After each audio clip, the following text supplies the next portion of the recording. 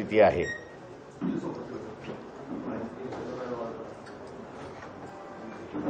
जे विरोधकांनी मांडलं पाहिजे ते असणारा विरोधक मांडत नाहीये तर सत्ताधारी पक्ष मांडते, आणि जे सत्ताधारी पक्षाने मांडलं पाहिजे ते असणारं विरोधी पक्ष मांडतात आहेत, अशी असणारी परिस्थिती आहे।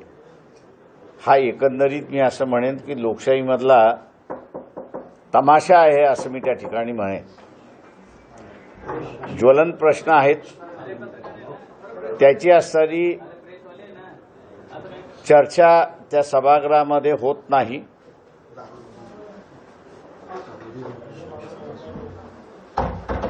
आणि फक्त ज्या प्रश्नाचं महत्त्व नाही त्याचीच असणारी चर्चा त्या ठिकाणी दिसते। सगळ्यात महत्त्वाचं आहे की इथे क्रॉप इन्शुरन्स हा जो आहे, या क्रॉप इन्शुरन्सचा अजून निकाल लागलेला नाही। काही ठिकाणी दुबारा पेरणी झालेली आहेत, काही ठिकाणी असणारा कीटकनाशक आलेले आहेत, काही ठिकाणी असणारा सीड्सही खराब निघालेले आहेत, अशा परिस्थिती आहेत। पण शेतकऱ्यांचा प्रश्न त्या सभागृहामध्ये कुठेच आपल्याला दिसत नाही। किंवा दिल्लीमध्ये ज्या युवकाने सभागृहामध्ये उडी घेतली, त्या बेरोजगारीचा प्रश्न असेल, त्या बेरोजगारीचाही प्रश्न आपल्याला त्या ठिकाणी दिसत नाहीये। फक्त पाट्या टाकायचं कामकाज जे आहे तेवढंच फक्त मला त्या ठिकाणी दिसतंय, त्याच्या पलीकडे काही आहे अशी काही परिस्थिती नाही। सर्वसामान्य माणसांना आमचं असणारं आव्हान राहणार आहे की येत्या 2-3 महिन्यामध्ये लोकसभेच्या निवडणुका होतील। वर्षभरानंतर असणाऱ्या विदर्भाच्या असेंब्लीच्या निवडणुका होतील।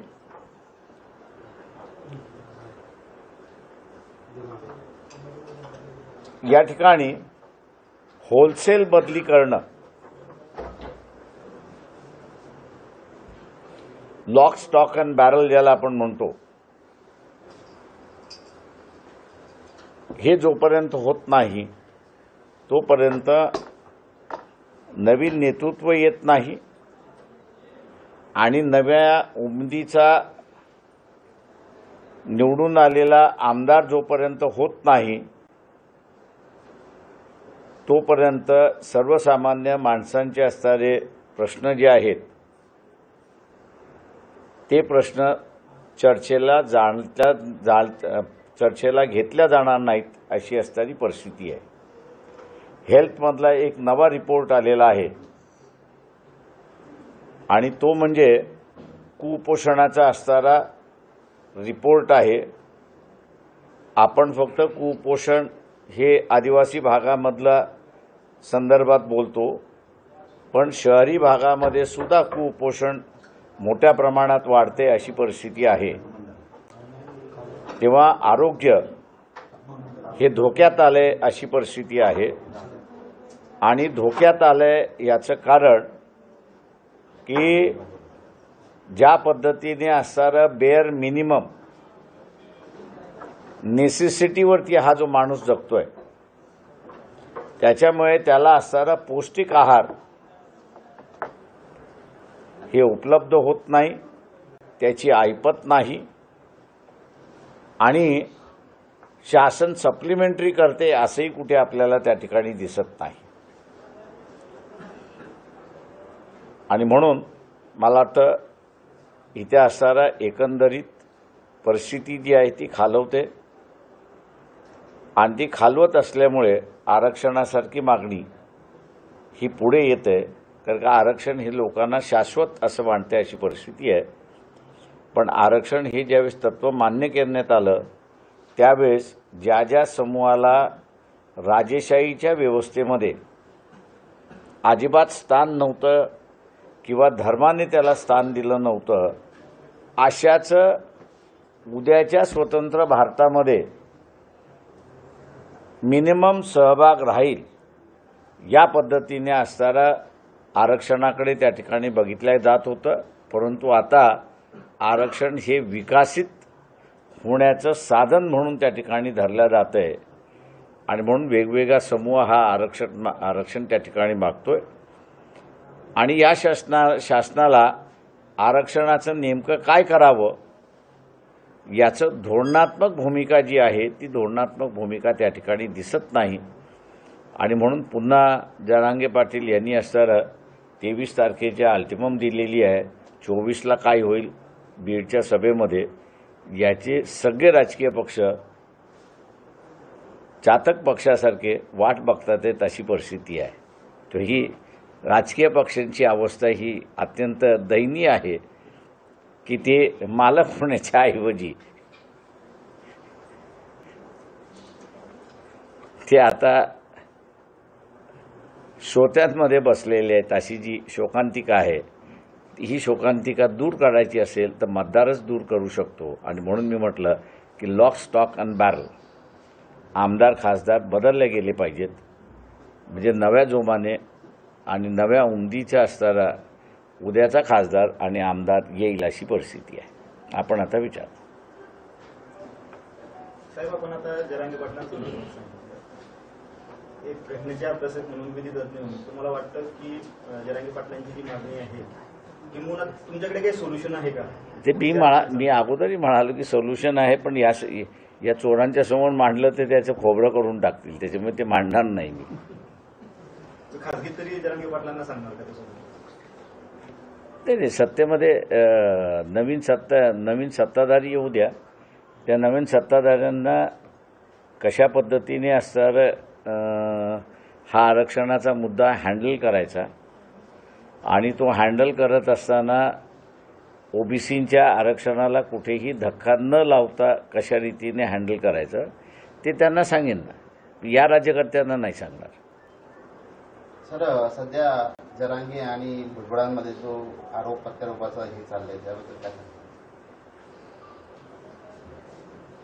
मनमोहन सिंग असताना एक फार मोठा तमाशा चालला होता. एका बाजूने पाकिस्तान आणि एका बाजूने मनमोहन सिंग. त्याची मी पुन्हा आवृत्ती बघतोय, त्याच्या पलीकडे काहीच नाही.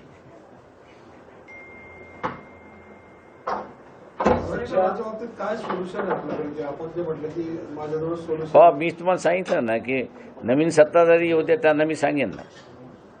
सत्ता बदल झाल्यानंतर आपण ते सोल्युशन सांगणार. सत्ता बदल झाल्यानंतर सांगणार. पण जरांगे तोपर्यंत थांबणार नाही ना, ती 24 तारखेची मुदत आहे. हो, त्यांचं आणि सरकारचं चालू द्या ना, ते चालत राहील आणि ते चाललंच पाहिजे असं मी त्या ठिकाणी म्हणतो. त्याच्यातून लोकजागृती होते, लोकांमध्ये सुद्धा आरक्षणाचं महत्त्व त्या ठिकाणी असताना कळायला लागलेलं आहे. मी एवढंच म्हणणार आहे की जरांगे पाटील यांनी असणारा सर्व्हिसमधलं आरक्षण असं बोललेलं आहे. इथे एक आरक्षण सगळ्यात महत्त्वाचं होतं आणि ती शेतकऱ्यांसाठी आरक्षण होतं आणि ती म्हणजे इथली बाजारपेठ. ही 19 म्हणजे गॅट करारनामा साईन होईपर्यंत ही बाजारपेठ देशातल्या शेतकऱ्यासाठी राखीव होती आणि म्हणून तो शासनाच्या विरोधात मला काय भाव पाहिजे हे तो बोंबलत होता. आज असताना आपण बघितलं की गॅट करारनाम्यानंतर शेतकऱ्यांना असलेली भारताची बाजारपेठ ही आता राखीव राहिलेली नाही, तर जगाच्या शेतकऱ्यासाठी खुली झालेली आहे आणि म्हणून व्यापारी सांगेल आणि ठरवेल तोच भाव त्या ठिकाणी आहे. जरांगे पाटील यांना मी सांगितले की हा इश्यू उठवायला हळूहळू सुरुवात करा. जरांगेंची जी प्रमुख मागणी की ओबीसी मधनं सरसकट मराठ्यांना आरक्षण देण्यात यावं ही कायद्यामध्ये बसू शकते का? मी आपल्याला म्हणालो ना, नवीन सत्ताधारी उद्या मी त्यांना देतो. सर, सध्या सलीम कुर्ता प्रकरणावरून सत्ताधारी व विरोधक आमने सामने आल्याचं दिसतं. सलीम कुर्ता फॅक्ट मांडावं काय आहे त्यांनी, ते नुसतं आमने सामने येऊन काय फायदा? फॅक्ट्स कुठे आहेत? फॅक्ट्स नाही आहेत. सर गिरीश महाजन असं म्हटलं की जरांगे पाटलांना जर टिकणार आरक्षण पाहिजे असेल तर अजून वेळ दिला पाहिजे. ते गिरीश महाजन यांनी असं एका प्रश्नाचं उत्तर द्यावं की ॲडव्होकेट जनरल महाराष्ट्राचे कुंभकोणी यांनी यशस्वीरित्याने किल्ला लढविला मुंबई हायकोर्टामध्ये. त्यांच्याच सरकारने कुंभकोणी ह्यांना कंटिन्यू का केलं नाही आणि तुम्ही त्या केसमध्ये लक्ष घालू नका, हजर राहू नका, हे आदेश का दिले हे पहिल्यांदा महाजन यांनी असं सांगितलं तर मग ते ज्याला म्हणता येईल की दीर्घकालीन किंवा टिकाऊ आरक्षण देऊ ह्याच्यावरती विश्वास ठेवता येईल. साहेब, इंडिया अलायन्समध्ये वंचित बहुजन आघाडी स्वतःला कुठं बघतो? आम्ही तिथेच आहोत. आमचं नाव काही आहे त्याच्यामुळे आम्ही आमच्या नावाप्रमाणे आहोत. त्यांची पुन्हा बैठक होते सर, आपल्याला निमंत्रण आलंय का इंडिया आघाडीच्या बैठकीचं? कोण कोण जाणार आहे याची माहिती आली का? तुम्हाला बोलवलंय का? आम्हाला अजून निमंत्रण नाही. उद्धव ठाकरे आज आलं तर जाल का सर? निमंत्रण आलं तर जाल का?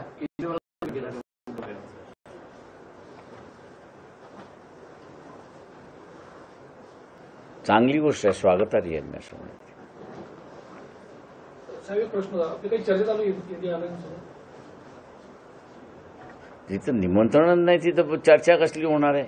नाही सर, निमंत्रण आलं तर आपला काय दृष्टिकोन, काय भूमिका असणार आहे समजा बैठकीचं निमंत्रण आलं? निमंत्रण आलं तर बैठकीला जायचं, त्याला काय नाही म्हणायचं, ते जायचं त्याच्यामध्ये. साहेब, एकीकडे आपण म्हणताय की निमंत्रण नाही, पण दुसरीकडे आपलं उद्धव ठाकरेंशी एक चांगली बॉन्डिंग जुळून येताना दिसतं. ती त्या वर्षभरापूर्वी झालेली आहे की आम्ही एकत्र इलेक्शन लढवू म्हणून त्या ह्याच्यामध्ये. साहेब आगामी लोकसभा निवडणूक आहे, विधानसभा आज जळगाव जिल्ह्यात आलेल्या, काय नेमकी तुमची जळगाव जिल्ह्यासाठी काय रणनीती आहे? ते अगोदर आघाडी ठरली, आघाडी होते की न होते हे पाहावं लागेल. आघाडी होणार असेल तर आघाडीचा जो निर्णय आहे तो निर्णय मान्य करावा लागेल. आघाडी जर होणार नसेल आणि वेगळी परिस्थिती निर्माण होईल तर त्या वेगळ्या परिस्थितीनुसार आम्ही भूमिका घेऊ. इंडिया आघाडी मोदी सरकारला सक्षम पर्याय वाटतो का आपल्याला? व्यक्ती म्हणून तुम्ही मला जर विचारलं तर नरेंद्र मोदी ही देशाला एक प्रचंड मोठा धोका आहे. माझा हा सवाल मोहन भागवत यांना आहे की मोहन भागवत RSSचे प्रमुख आहेत, ठीक आहे, आम्ही मानतो न मानतो त्या संघटनेला हा वेगळा भाग आहे त्याच्यामध्ये, पण भागवत आणि नरेंद्र मोदी या दोघांमध्ये वर्षभरामध्ये एकमेकांची किती वेळा भेट झाली हे मोहन भागवत यांनी जाहीर करावं आणि कुठे झाली हेही त्यांनी जाहीर करावं, म्हणजे लोकांना विश्वास तरी वाटेल. ज्या RSSच्या जोरावरती नरेंद्र मोदी मुख्यमंत्र्यावरून पंतप्रधानाकडे गेले, शब्द वापरू नये आपण, पण त्या संघटनेचं त्यांनी 3-13 वाजवायचे ठरवले असं दिसतंय. आणि म्हणून माझा हा सवाल आहे की नरेंद्र मोदी आणि मोहन भागवत एक किती वेळा भेटले ह्याचा त्यांनी असणारा तक्ता लोकांसमोर मांडावा. साहेब, RSSचं मुखपत्र ऑर्गनायझर त्याच्यामध्ये काही महिन्यांपूर्वी छापून आलं होतं की फक्त मोदी आणि हिंदुत्वाच्या जोरावर निवडणुका जिंकता येणार नाही, पण मोदी निवडणुका जिंकून एक प्रकारे संघाला आपण ज्याला म्हणतो की चॅलेंज करण्याचा प्रयत्न केला. पण त्यांनी मांडलेलं जे होतं की नुसतं व्यक्ती आणि धर्म ह्याच्यावरती जिंकता येत नाही. ज्या काही नॅरेटिव्ह नंतर आल्या त्या नॅरेटिव्ह आपण असताना बघितलं तर मध्य प्रदेशमध्ये महिलांसाठी ज्या काही योजना त्या काळच्या मुख्यमंत्र्यांनी जाहीर केल्या, ॲनालिसिस तेच आलं की त्या योजनेमुळे असताना BJP पुन्हा आली अशी परिस्थिती आहे. त्याच्यामुळे आता असणारा हा सगळ्यात मोठा बदल जो आहे तो RSS समोर चॅलेंज आहे की ते जे वैदिक धर्म हा एकमेव अजेंडा आणि त्याच्याचबरोबर असणारा अँटी रिझर्वेशनचा अजेंडा, अँटी मुस्लिमचा अजेंडा घेऊन चाललेले आहेत, ते टिकणार आहेत का? आणि ह्या अजेंड्यामुळेच मोदी त्यांना चॅलेंज करतोय का, हा महत्त्वाचा भाग असं त्या ठिकाणी मानतोय. मी आज असताना म्हणतोय की मोहन भागवताने मी विचारलेल्या प्रश्नाचं उत्तर दिलं नाही तर वर्षभरामध्ये दोघांची भेट झाली नाही हेच सिद्ध होतंय.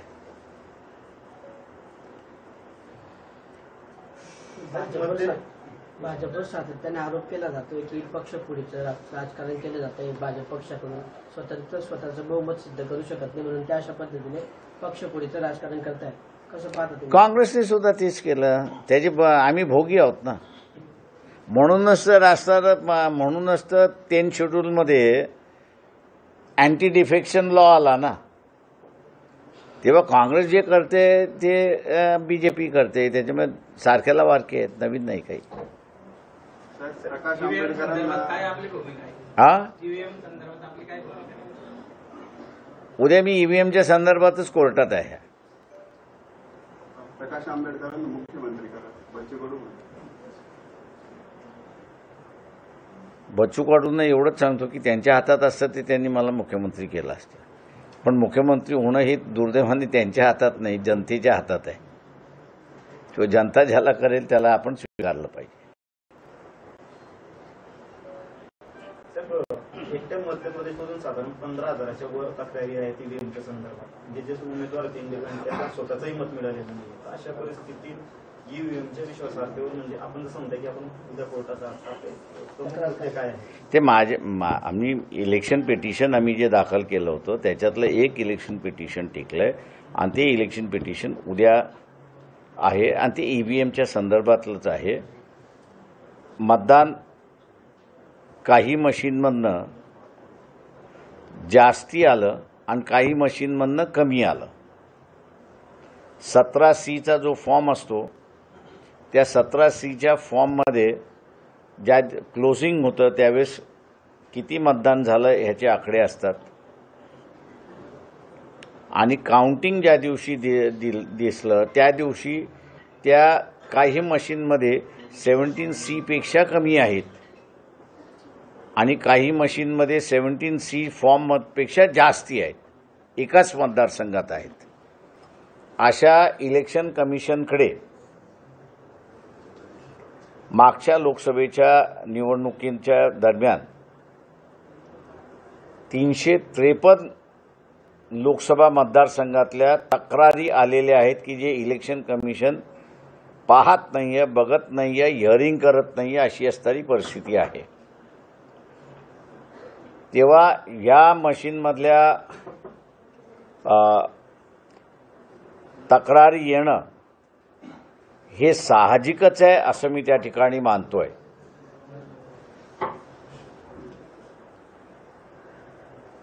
बँकेच्या 19 लाखपेक्षा जास्त मशीन्स या मिसिंग. माहितीच्या अधिकारात साकेत गोखले यांनी ती माहिती मिळवली होती की अशा प्रकारे 19 लाखपेक्षा अधिक मशीन जे आहेत ते मिसप्लेस आहेत. मी थोडा त्याच्यावरती कमी विश्वास ठेवणार आहे.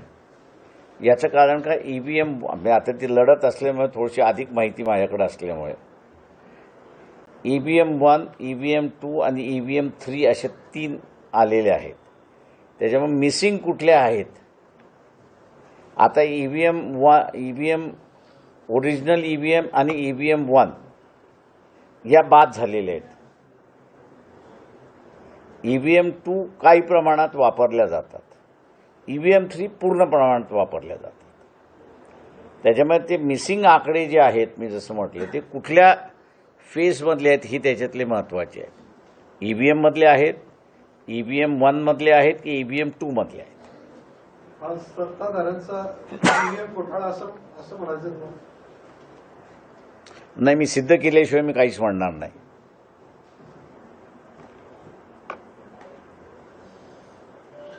धारावी मोर्चावर राज ठाकरे यांनी टीका केली, एक सेटलमेंट झाली नाही म्हणून महाविकास आघाडीने हा मोर्चा काढला. धारावीचा जो मोर्चा होता प्रकल्पाबाबत, सेटलमेंट झाली नाही म्हणून हा मोर्चा काढण्यात आला, असं राज ठाकरे म्हणतात. कोणाले? महाविकास आघाडी महाविकास आघाडीवर आरोप आहे. कसलं सेटलमेंट त्यांनी डिटेल द्यावं ना, म्हणजे मग आपल्याला बोलता येईल. त्यांनी सेटलमेंट काय, राज ठाकरेंनी कुठल्या मुद्द्यावरती सेटलमेंट झालं नाही तो मुद्दा त्यांनी मांडला तर मग इतरांना टीका करायला किंवा समर्थन करायला सोपं जाईल. ईव्हीएम मशीनमुळे प्रॉब्लेम असे होतो. आधी कसं असायचं की बॅलेट पेपर होते, सगळे जे चिठ्ठे असायचे ते एकत्र टाकले जायचे. आता काय होतं की पर्टिक्युलर मतदान कोणी केलं, तुमचं म्हणणं बरोबर आहे. लक्षात येऊन जातं. त्याच्यामुळे त्या कुठल्या बूथ कुठल्या गावातला आहे त्याचे ते मतदान सारं दिसत असल्यामुळे तुम्ही जनरली आयडेंटिफाय करू शकता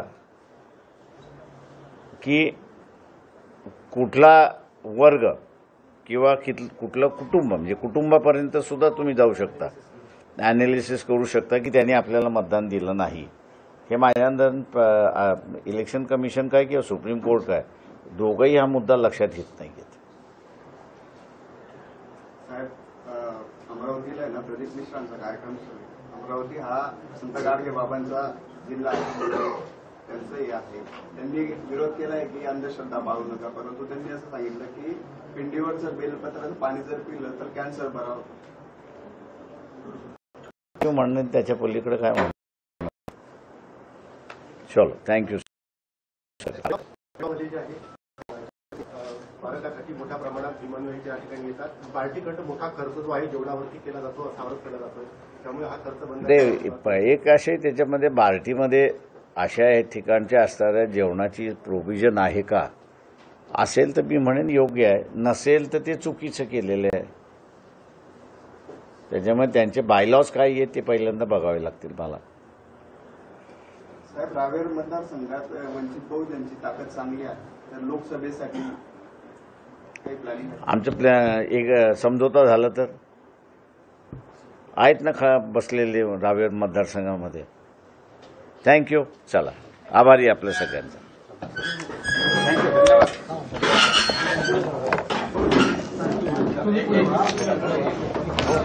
बसा, जाऊ दे सगळ्यांना. मग